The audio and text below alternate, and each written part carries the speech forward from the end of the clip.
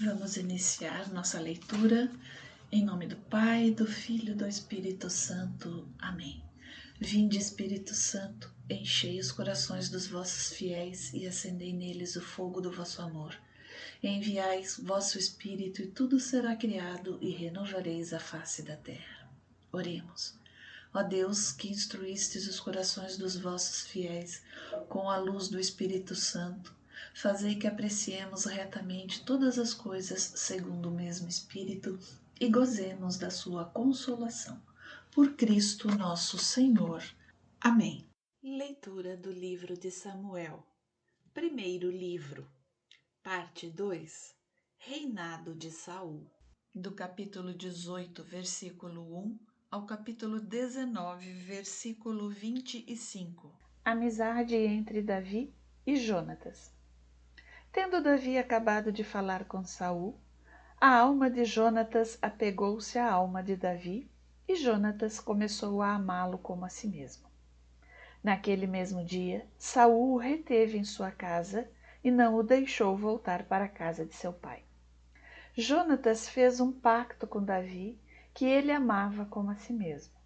Tirou seu manto, deu-o a Davi, bem como a sua armadura, sua espada, seu arco e seu cinto. Saul incumbiu Davi de diversas missões, e todas foram muito frutuosas. Colocou-o à frente dos seus guerreiros, e ele ganhou a simpatia de todo o povo, inclusive dos servos do rei. Ciúme de Saul.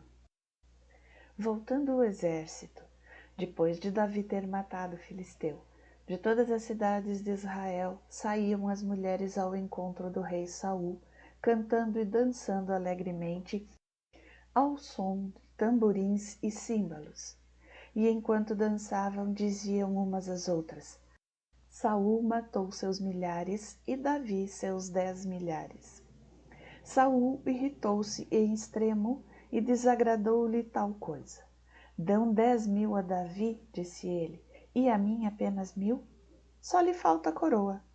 E a partir daquele dia, Saul olhou Davi com maus olhos. No dia seguinte, apoderou-se dele o mau espírito de Deus e teve um acesso de delírio em sua casa. Como nos outros dias, Davi pôs-se a tocar a cítara. Saul, que tinha uma lança na mão, arremessou-a contra Davi, dizendo: Vou cravá-lo na parede. Mas Davi se desviou do golpe por 2 vezes.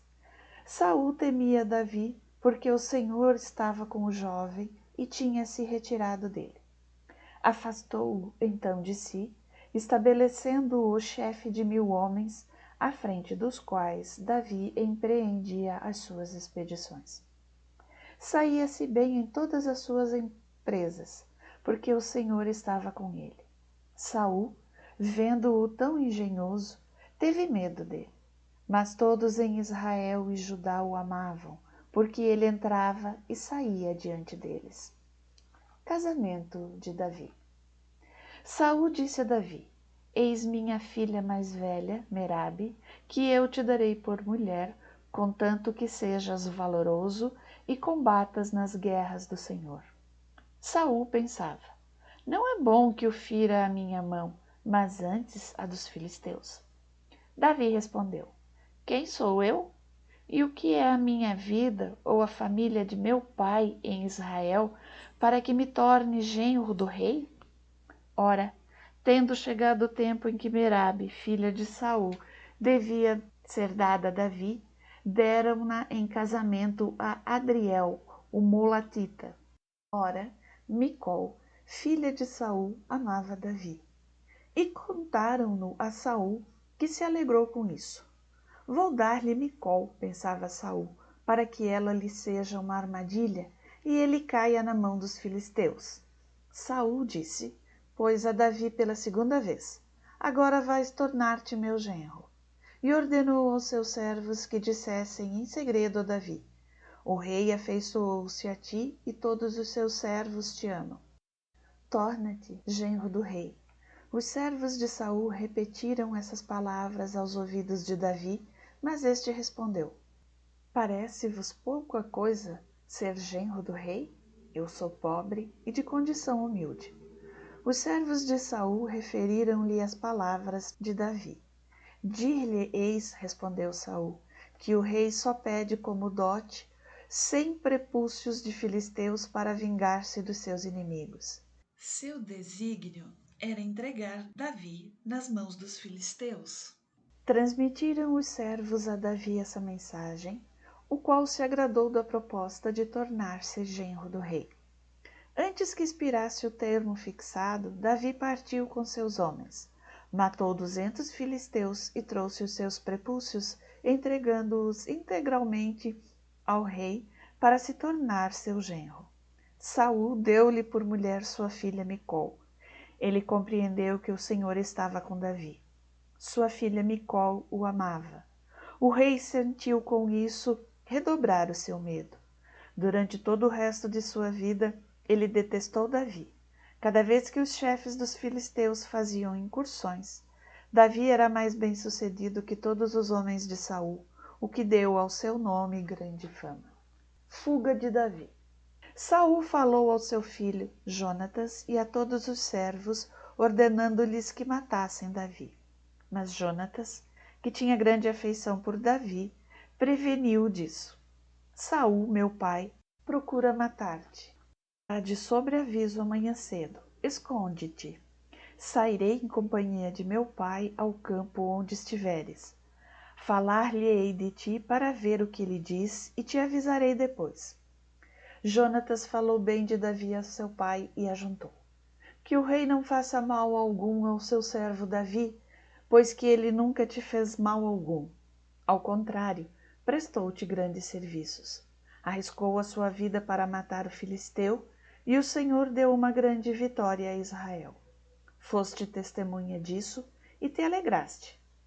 Por que queres pecar contra o sangue inocente, matando Davi sem motivo? Saul ouviu a voz de Jonatas e fez esse juramento. Pela vida do Senhor, Davi não morrerá. Então Jonatas chamou Davi e contou-lhe tudo isso. Levou-o em seguida a Saul para que ele retomasse o seu lugar como dantes. Tendo recomeçado a guerra, marchou Davi contra os filisteus, combatendo-os e infligindo-lhes uma grande derrota, e eles fugiram diante dele. O mau espírito do Senhor, porém, veio novamente sobre Saul. Estava ele sentado em sua casa, com a lança na mão.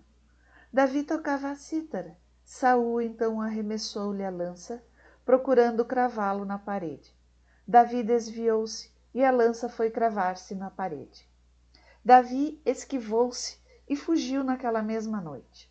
Ora, mandou o rei emissários à casa de Davi para terem-no seguro e assassiná-lo pela manhã.